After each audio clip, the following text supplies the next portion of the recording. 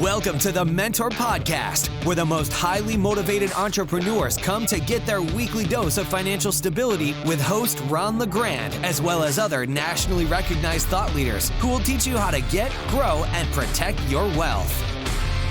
Well, hello, everybody. Ron LeGrand here with another episode of the Mentor Podcast, designed to help you make more money, make it easier, make it faster, and keep more of it, and retire very wealthy. Today, our guest is Mr. Chris Prefontaine, who is a longtime student turned teacher turned coach, and a very good example of what can happen if you apply yourself to what you are trained by the folks who are qualified to train you. And Chris is a terms specialist, so we're going to discuss what that means today and where he came from and where he's at right now. How are you, sir? Terrific, Ron. I'm doing well, thanks. All right.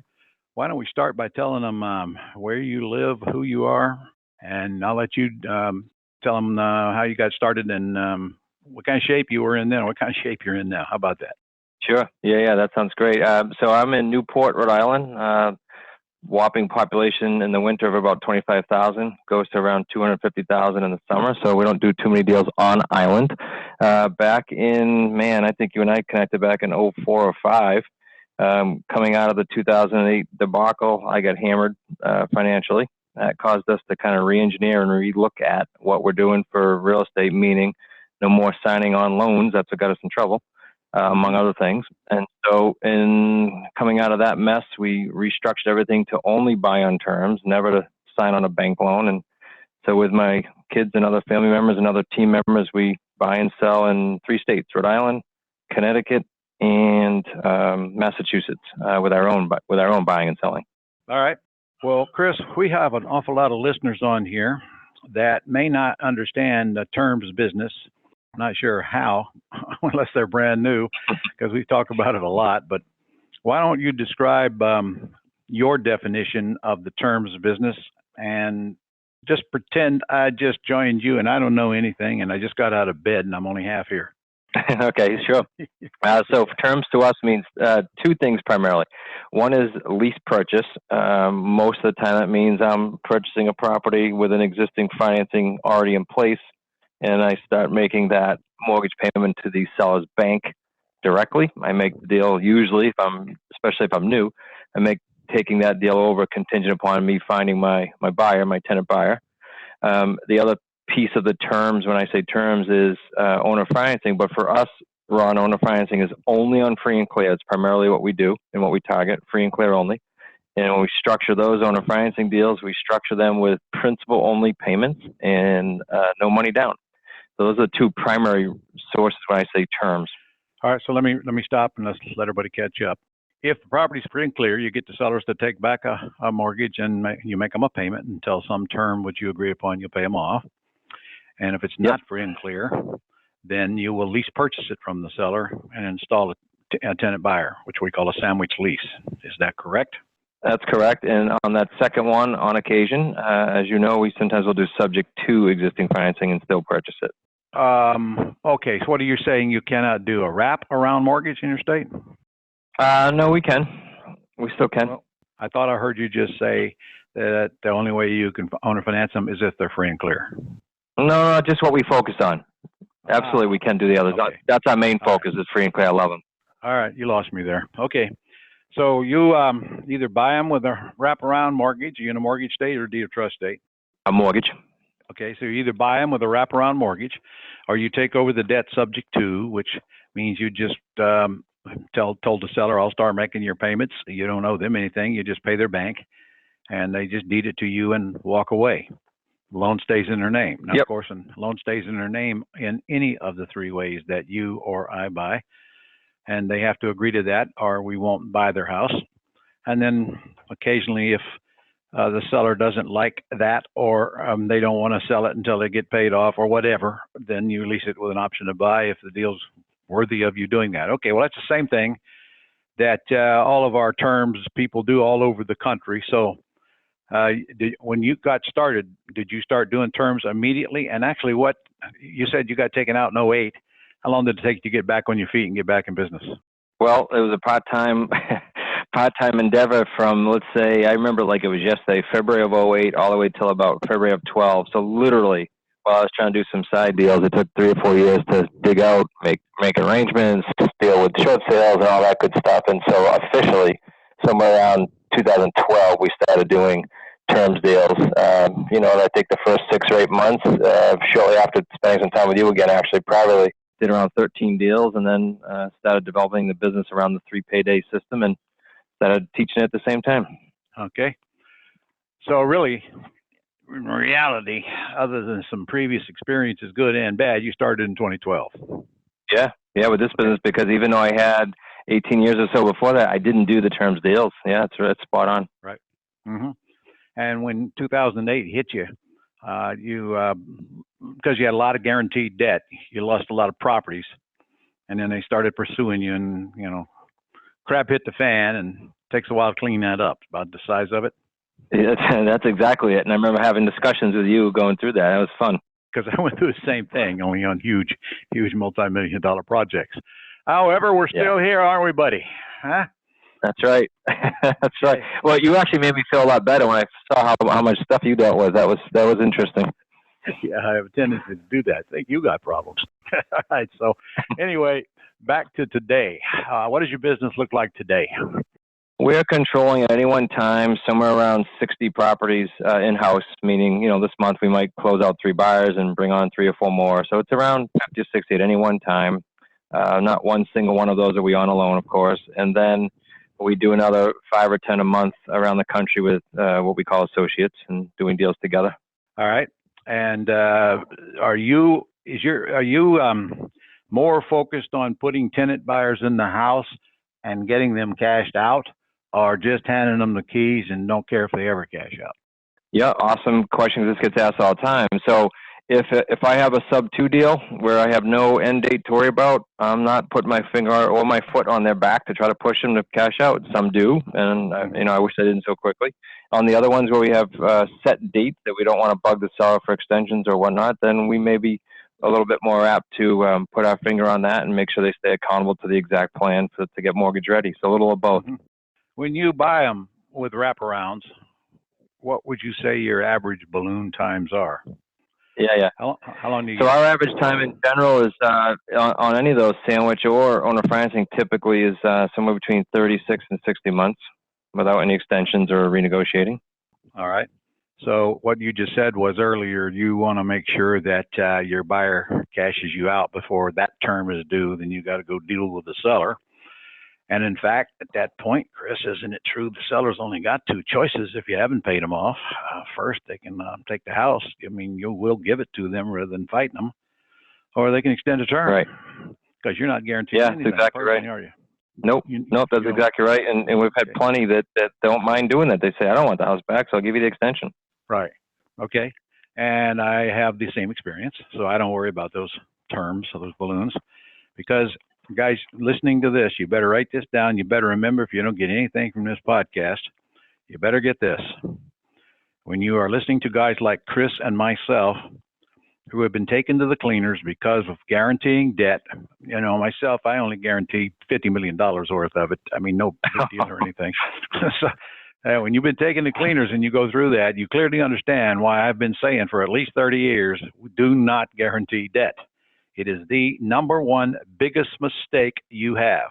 Now, let's compare what I just said. The seller has 2 choices: take it back or extend. Well, that's not necessarily true if you've guaranteed that loan to them, because now they can get nasty and come after you and destroy your credit if you haven't bought it correctly, and chase you and get judgments and all kind of nasty stuff. And we don't do that. That's the biggest mistake you can make, is guaranteeing debt. So you make note of that. When you don't guarantee debt, you are always in control, because there's nothing they can do but take the house you got for free and have already been paid to hold for the time you've been holding it. That's huge. And that's how you get rid of that thing called risk. So, what percentage of these houses would you say are actually paying you off after you install them? We're somewhere after 6 or so years, we're somewhere around 90%, maybe a touch higher in some years. It just, the life events happen. And so we deal with a few headaches every year, but close to 95% in some years. Are you saying 90% of the people you put in the houses pay you off? Yeah. They cash out. So we connect them like you with Ritter's team, and then we also connect them with simultaneously a mortgage broker who stays with them the whole time too, if we want to push them, like we said earlier. So, well, then you are pushing all except the subject to deals. Correct, for the most part. Right. Okay, well, my business is just the opposite of yours in many ways because I hand them the keys and forget they exist, and I don't even put them with Paul Ritter unless they ask. I mean, I help them if they ask, but they never ask. So my objective is a little different than yours. I don't want them to cash out. I learned a long time ago, cashing out is the worst thing you can do. I want them to stay in there because the longer you hold a property, the more money you make, and there's no exceptions to that one. So your business model would actually be the norm, and therefore you are raking in a pretty good amount of cash every year, and that's after you've already received the front end deposit. So what is your average normal front end non-refundable option deposit, Chris? Our average right now is around 28 grand. Sometimes that's up front, and sometimes that's over the course of tax refunds and things like that. Average middle payday with the spreads is around $300, so that's a little low. And the back ends, it can be anything if you extend, but without extensions, 35, 40. So our average is like 78 grand right now, all 3 paydays for our personal deals in house. Yeah, but that's over a period of time. That part of Correct. it front, part of it in the rear, and part of it over a period of time. And how often? What percentage of the? Well, you just said you cash out about 95% of them, man. That's outstanding. I mean, actually, it's horrible in my case, but you really got to keep pushing them and work with them to get them cashed out. And isn't it true you got to do most of the work for them to get them alone? If you're not on them and you're not doing the accountability, it's definitely going to be you're asking for a headache if that's your goal. Well, I'm not asking for headaches because I don't care if they move or not. If they do, I just go collect another 30 grand, put somebody else in there. So I've discovered that people give you $30,000 don't give you headaches. Do you, for the most part, do you make your tenant buyers do the repairs? We certainly do. Absolutely. Okay. All right. Okay. So how long on norm after you close on the purchase of a property would you say it takes you to find a tenant buyer with 28, 30 grand, whatever? Yeah, so we go okay, I'll answer the first one first. It takes anywhere from literally the first weekend if our list responds very well, because we've got a big list now, obviously built up over the years, all the way till 120 days. That's pretty standard. And then, what was the second question? I just blanked out on you. What are your average prices? What price ranges are you dealing in? Oh, sorry. Yeah, in our 3 states, it's probably 3-ish to about 650-ish. That's the sweet spot on our personal family properties. Okay. What kind of a down payment would you expect to get on a 650 house? Well, we're averaging around 7.5%. We shoot for 10, but we're averaging like 7.5, so 40-ish, 40 grand, upwards of 50. Yeah, you're right. I'd rather make the payment on it to take less than $50,000 down on a $600,000 house. Yeah. I learned a long, long time ago, better to have a vacant house than the wrong person in it. And if they don't have 50 grand, they're the wrong person. So yeah, they're a tenant, right? Explain to our audience why somebody would come in and give you 50 grand down. Why don't they just go to the bank and get a loan? Yeah, well, at that price range, especially with the 650 one you're talking about, instead of getting people that have been beat up and bad history, you actually get self-employed people that either job reload or self-employed that have good credit. They just need time and seasoning. Those are great if you want to cash them out again. So that's what we're getting usually. They need time. They don't have an option. We had one recently, got a job reload from New York to Rhode Island, went to get a loan thinking they could get the stated income like they used to, landscaper. And the bank said, no, you got to get 2 years of tax returns. So he's great, good credit, but needs 2 years. Mm-hmm. So what you're saying is that a huge percentage of the marketplace that are looking to buy houses just can't go to the bank and get a loan yet.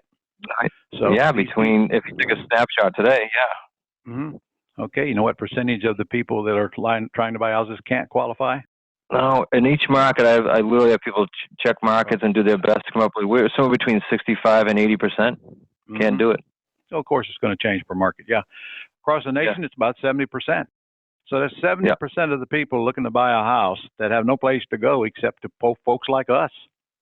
And we let them buy a house later, but in the meantime, they get to lease it It's their house. They do the repairs on it, and they act like a buyer. They feel like a buyer because they are a buyer in the works. So all they got to do is go fix what's broke that keeps them from qualifying, and you got plenty of time to do that. And then go get a loan, and they can cash us out. Now, of course, we need to explain, Chris, that $50,000 down payment. People think for some reason we have to put it in an escrow account and bring it to closing. I guess they're confusing. Well, you are a realtor, but they're confusing me with a realtor. So yeah, no, I'm not either. I haven't been since 2011. No, not anymore. All right, no more. All right. So when you collect that $50,000, you don't have to do anything with it but spend the crap out of it, right? Put it in whatever bank account you choose. That's right. Go buy whatever you want to buy with it. And because you do not have to bring it to closing. So my listeners, get this straight. When you sell the property, the $50,000 will show up on the closing statement as an earnest money deposit or a down payment, whatever the closing agent chooses to call it. So if he sells a house for $600, they only owe $550. So they just got to go. Yeah, we've been asked that, Ron. We've been asked by attorneys, okay, well, who has the escrow, or show us proof of escrow, in which we give them the agreement and say, here's proof of deposit. Obviously, they're going to source it. But other than that, nothing. Well, it is true. The bank will want to come back and verify that they actually put it up. So you might have to send them a copy of your deposit slip. But other than that, do not have to bring it to closing. You do not have to put it in any escrow account. It's your money, and you are not a realtor, and you are not acting for others, and you're not getting commission. So now that that's clear, I hope. All right. So how many deals are you doing a year? We'll still in-house, our family, not students. We'll still do somewhere between 25 and 40. I do it months where I hit. Yeah, there were months where I hit 10 a month, and then we just keyed it back a little bit. Couple of months normally, then. Yeah, on average. Okay. Now, when you buy these houses, are they normally in pretty darn good shape? They are, for the most part, with very few exceptions. But yeah, they're pretty homes. Okay.